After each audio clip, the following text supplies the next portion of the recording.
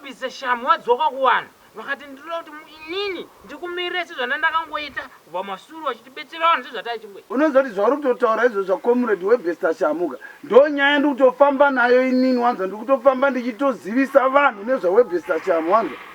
unzwa mototaura kuti mukuziva kuti comrade webhesta Shamhu vari kutoda kutopinda paMP iwe comrade webhesta Shamhu vari kufanira kuti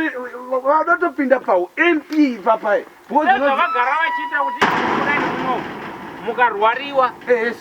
vari kubetsera vanhu kuti munaende kuchipatara right mukafiwa vari kubetsera constitution yedu kuti munhu avigwe kofini machichi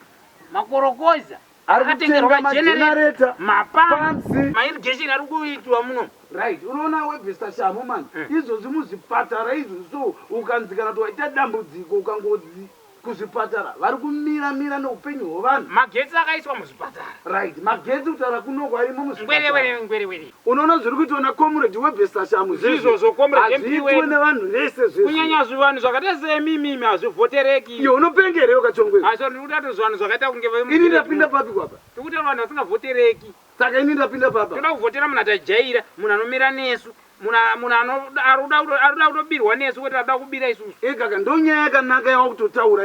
yawebhesta Shamhu comrade webhesta Shamhu tisingatovabira kwete kuti vatibire chizo ivo vatori munhu akutotibatsira unga ukamboona munhu anobira munhu anobatsira comrade webhesta Shamhu munhu tiri kuda mayouth mawomens league mamens league vese vari kuti comrade webhesta Shamhu ndo baba vedu ndo hama yemusangano right ndo umwe wedu wemusangano exactly saka vanhu vemusangano vari kutozviziva kuti pamaparliament pamaprimary election ipapapa comrade pamaelection MP comrade saka haiwa inguva ikopa pafoni penyu apa mina ndikutarisire